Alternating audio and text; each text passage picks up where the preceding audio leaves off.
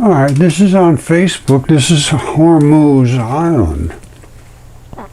Following heavy rains, this is what ran off from Hormuz Island, which I'm going to show you in a second. I think I know pretty much what it is. Blood rain flows down Iran. It's not the rain, it's washing off the soils, which are primarily red blood and very fresh. These people aren't covered with red. You see the people, they're not all red. It's water and it's running off. And that's Hormuz Island. You see this? World archaeology. Near the coast of Hormuz Island, the thing I just showed you was saturated with red blood, is this. It's the same as this, only this didn't die where there was a lot of blood. If there was a lot of blood, this is what would happen. They stabilize with the best thing that they can find to stabilize with. This was all brown looking stuff. This had all the different transition metals, and when I say transition metals, I mean transition metals. These are all, you see all these different plus states? That means that they can grab on and hold on to different types of minerals and things in your body and drag them through. This is in your blood. Transition metals, these are all in the blood. The metal core is one of these, and it has oxidation states around it that can hold on to different other things. Iron specifically carries oxidation through your body and dumps it off. You know, CO2 and O2 are those. And anyway, these are the colors that I just showed you in these transition metals. I mean, they're the transition metals and they're the colors just like this. Now, they also set at a specific gravity because they weigh different than each other. They all have different weights. And if they were settling, they might do this. But I think this is due to membrane. All right, and they talk about each color speaks of a different element. I agree with that. They're all transition metals. Now, and you see, this is not uncommon. It happened for some reason. I really haven't put my finger on how salt does occur, but this is Iranian Labor and News Agency, and this is salt. It's a salt spire, they call it. Musa Abaradaziga. And here's another one here. Look at this. See all these different colors? Up here is basically the top of the skin, it looks to me. And then you get down here, and then you're into this stuff. Somewhere around here. Up there, it's who knows what. And then you get down into all these different layers. But there was a lot of transition metals here. That's the key. That's what gives you those colors. Now here's pink salt mines, same as the pork ribs. And I've seen, they call them ribbons, I think, I can't remember, but when they go caving, the red stuff will erode a lot quicker than that. This is tendinous material. You know, it's a very fibrous material that overcoats the bones in the ribs. But the bones wash right away. The bones are nothing. The tendons, that's something. That will wash away too. So when they go through these caves that have been running water through them occasionally or a lot, they will see these ribbons hanging down. What they're seeing is these. And the blood is run out between them, and the bones are just eroded away. Bones don't make it. They just didn't make it in the Great Flood. People think there should be bones. No, there are bones. I have bones here. Hold on. Here's a bone right here. But it's a stone now. But it's an exact copy of the original. This is where the cartilages and all that stuff at the top. Normally you wouldn't see that on a bone. It would be rounded like this, and it'd be all white. But the blood vessels are still in there where the nerves attached, the ligaments, the bone foramens. You know, the marrow is in there. This is the last bit, that little white. You see that white right there?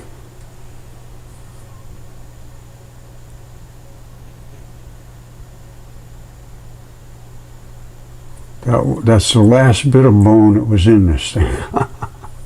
And they just don't, the bone does not stay with it. They just turn into a stone. Bones didn't make it. But I find them. I have, like, here's a bone right here. Right? This is the same basically like this. Only the cartilage and all that stuff is removed. And there's your little bumps right there in the middle. You see it? But the cartilage, which is out here on this one, is not here anymore. And this side is just completely eroded away. That would be inside there.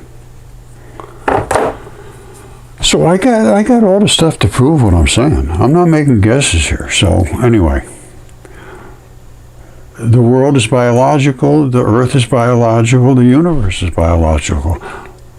Asteroid Bennu that they just picked up their samples from, came back to Earth with, is muscle sarcomeres with 2 layers of membranes, which was the phosphate surprise, muscle sarcomeres, DNA, RNA, uracil, everything, and it was in space. And I know what it is. It's a heart. It's a reality that we should come to grips with. I've come to grips with it. It's very difficult to accept, and it's scary, but if something is true, it's true. And I can't see how anybody can deny it anymore. All right, just ask your anatomy teacher, your biology teacher, your doctor, anybody. This is what's called sarcomeres. They're muscle. And there's a layer of phosphates, which is the phosphate layer underneath and on top of each layer of these sarcomeres. And then they come in bundles like this, which is heart muscle. This is from asteroid Bennu. They picked this up. It has the DNA, has the RNA, it has the sarcomeres, it has the phosphate layers, and this, as I just showed you, is the same as this. Only this is from a person here on Earth that had a heart attack. Of course, it's a microscope shot of the sarcomeres, which is exactly the same thing they just came back with from Bennu, because Bennu is a heart. And here it is right here. There it is. There's the valve, there's another valve, and there's the third valve right there. And this was where they came down, grabbed the sample, and came back. You can see it, very simple to see these valves. And this is what a heart looks like, just like this one here, which is Psyche. Same thing, it's another heart in space. The top falls right off. It's called iron banding, and you end up with this, which is this. And that one there is it's gigantic, it's bigger, and it is, hold on one second, let me show you something. We got to get our heads around the reality of the universe we're living in. We're living in a false realm. That's a tube coming out. That's a tube coming out. These are the colors of blood. The yellow, black, and the red. These are valves. That's the tendon that holds the muscle in. And the rest is muscle. All these little pops, well, not all of them, but most of them are where blood just pops right out because it's boiled. When they get close to some heat source, they're going to smelt. And when you see a comet coming through and it's smoking off, that is actually from biology. They say space smells like steak. That's what the astronauts say. They go out and they walk in space, they come back in and their suits smell like steak. Because and Comet 67P is gassing off, and it's a hip joint. You just can't miss it. All right, this is 10 years ago. This is Comet 67P. It's a hip joint, and it broke like that, like straight across here. They break in a whole different number of ways, and it more than likely is from a hip. Now, that's shot number 1 here. All right, so here it is actually. Now, this is the epiphysis, I think they call it. It's the ball, and that's the bone. And then there's muscle and there's tendon, and you can see those quite clearly.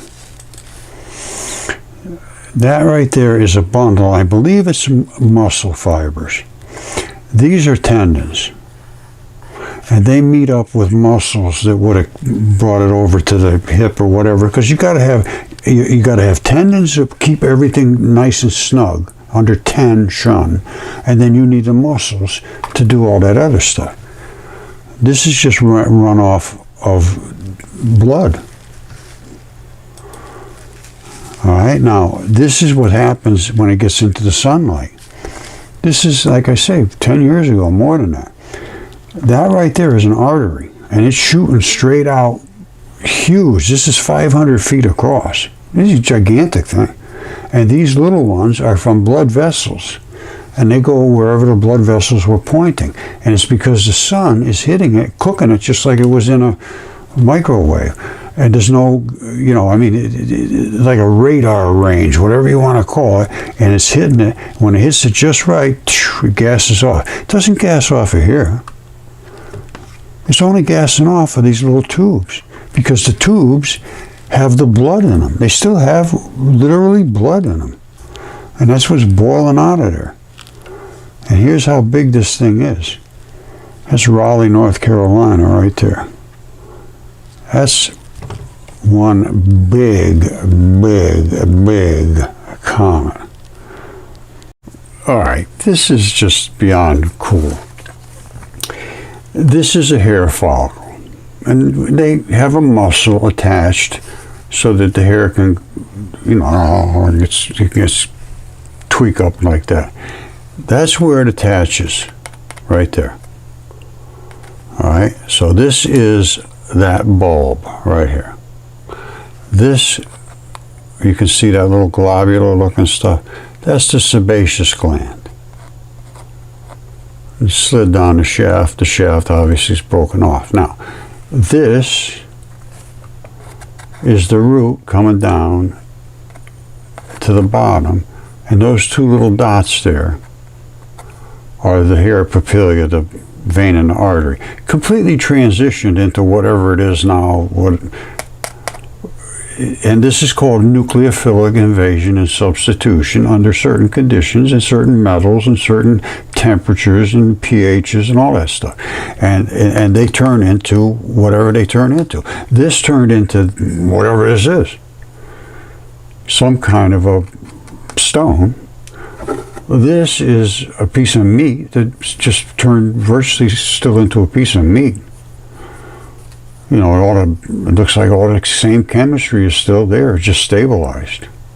And that's what it is, nucleophilic invasion and substitution. And what these things that would normally rot away were in some kind of a solution. And they're almost all flat on the bottom. Because of the conditions that they were in, it was a great flood. I'm not going to get deep in all that stuff. But there were giant creatures on this earth. There's no way to deny it. Now look at this. This hair follicle would have fit with this membrane. You see this? You see where it is here? That's down in here where the flesh, vital flesh is. Up above, this is fat, I believe. If it wasn't fat there was just like skin above there. This would be here, the hair follicle would be coming up the hair shaft would be coming up the top. This is about maybe a little smaller than what you'd need. I don't know, it's one way or the other. But that's absolutely no question of membrane. And it's solidified like that, and I believe that's the fluid-filled section in the middle between the two serous membranes. And this is what protects you. This is your immune system, basically. And through these fluid-filled highways, the lymphatic system runs. Lymph is where all the bacteria and enzymes and ribosomes exist. So this is not just, oh wow, look at that. This is, maybe we can do something about health. It all ties together. Nothing sits on its own self, my friends, nothing. Okay, so you've seen the hair follicle and the membrane, and it could well be from something that size in that area. Now, let me show you some other things that are stunning that nobody can explain until you work with the mud fossils. These are salt caves. That's pink salt from a pink salt mine. That's pork ribs. All right, this is layers of tissue just like this. Only it formed where there was a lot of blood, because the blood has the transition metals. All blood is, every metal basically is in the blood. I did a study on transition metals in blood. As a matter of fact, I had it here somewhere. Yeah, here it is right here. From 2017, Chronic Disease Blood Transition Metals Study. This is, and I called this research looks at humans as a literal animated chemical factory. Basically, we're a true industrial complex. Inside of us, there's trash to throw out, there's stuff to bring in, there's things to be cleaned up, you got to go down and break up the food and create the salad and do all that just like you do it at your house. It's just exactly the same thing, and it's on an industrial scale inside of us. And that's all we are. We call ourselves an organism. We're nothing more than an industrial complex. And I'm looking at this as a human, as a literal animated chemical factory. This is 2017. Okay, I showed you, or will show you, Red Beach, which is right over here. And I believe that is an artery. And the blood flows down the beach here. And we saw it running in. It's just saturated with red blood. And I believe this is, at one time, was an artery. And it's biologically an artery, as far as I'm concerned. Now, what else is around this area that we can look at? And is there other things of interest? Well, this is pretty interesting. Look at all this. Does that look like it should just be like that to you? Don't you find that kind of interesting looking? And then this here, look at this. Look at that big cavity here. What's going on there? Remember I always talk about the layers, the membranes? There they are right there. There's a top skin or whatever's there. Then about 4 or 5 membranes, and then way down into the center, which I don't know what this is, but it's biological. That much I can tell you. You see these lines here? Oh, that's not from erosion. I say, oh, I just eroded like that. No, no, no, no, no, no. No, no, no, no, no. Now, let me show you something else that was stunning. Now, these things here, these are natural formations, or some of them might have been dug up. But when you see these kind of layering, that's this kind of stuff. All right, and I show this, it's all over the world. It's not just here or there. But when you see these kind of layering, that's this. Like that brown layer right between that white layer. Now, and it's all over here. Look at it. It's not just one spot here or there. The whole thing is like this. All right, that's just not normal. Now, let me show you something that's even less normal. Look at over here. You see this? These are all the sand dunes. Well, maybe. I say no. I say that is muscle primarily. You see that? If you think those are just sand dunes, I don't know, maybe that's what you see. I do not see that.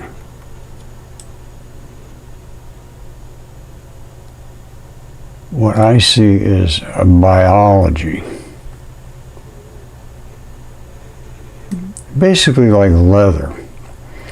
But this is, I believe, is heart muscle or something very similar. You see all those pockets? Heart muscle is just saturated with pockets where there can be blood in there because it's just doing this 24 hours a day. This is a continuous thumping muscular device. And it locks in somewhere, and I believe this is where it locks in, right up here. You see this?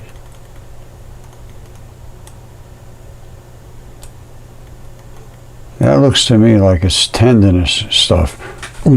Anchors in like this, and then splays out into the muscle.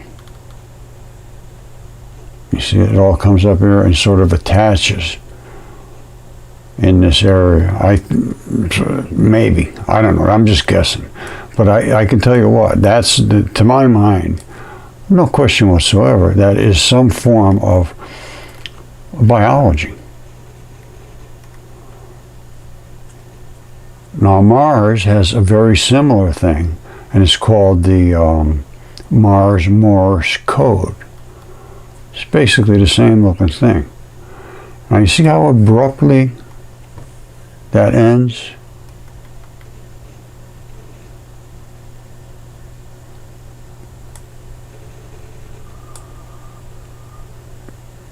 It comes out to here and then it anchors in and that's it.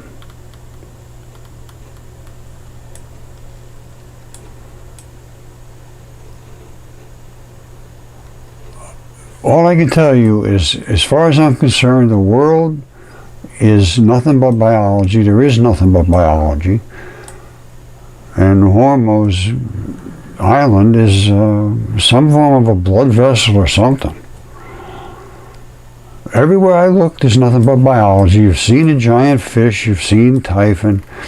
Now, I'm wondering what it means to these people that have had those as their ancient stories and been told that they're just silly. There's a giant fish, and in the ancient text it says that was Ares, god of war, and this is Typhon up here, the dragon, who was the offspring of Gaia and Tartarus, and his throat was cut right here. All in the ancient text is exactly what it says. There's the red and the black from the blood. These other things, this is just liquid that runs off. It's called effluent. When you see black and red really distinct and they separate from each other, that's where there was a gash and he bled out. And he runs the whole length of North Africa. Now he has a similar story here. You see this? That's not just sand dunes either.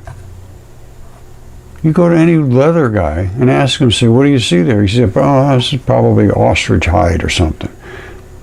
That is from skin of some creature. And in this case, it was Typhon. And these were the coils. He had viper coils. Let it sink in. You can't miss it. But you got to take the time to look. Look at this. Look at that. That's a skin anchor. That means this thing can do this and this and this and that, and it will come back to where it's supposed to be, and it's tough. You see how tough looking that stuff is? Those are not sand dunes, my friends. And that is what runs off of Typhon's legs. Right off of here. They said they were so long they could go up over his head and hiss and everything. The same thing over here.